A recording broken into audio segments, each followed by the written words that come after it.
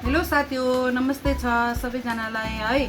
आज चाहिँ मैले रेसिपी लिएर आएको छु तपाईको सिमरायोको साग अन्त सुँगुरको मासु। मैले चाहिँ आज गएर हैन सालबारीबाट चाहिँ सिमरायोको साग देखेर सिमरायोको साग ल्याएँ। अन्त सुँगुरको मासु पनि मैले लिएर आएको छु। मलाई चाहिँ सुँगुरको मासुसँग चाहिँ सिमरायोको साग चाहिँ पुरा झोल हुन्छ नि, त्यस्तो खानु मन लागेको छ है साथी हो। त्यही भएर चाहिँ मैले रेसिपी लिएर आएको छु है साथी हो।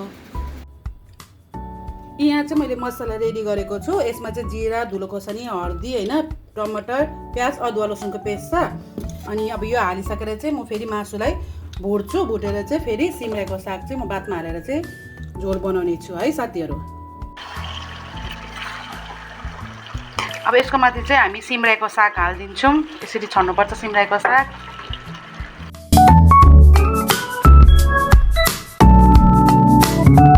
यो चाहिँ काँक्राको र प्याजको अचार हो साथी हो। यहाँ चाहिँ सिमरायोको साग र सुँगुरको मासु छ। यी सुँगुरको मासु हेर्नुस् न हो, सुँगुरको मासु, सिमरायोको साग छ। त्यहाँदेखिको म चाहिँ अब खाँदैछु है साथी हो।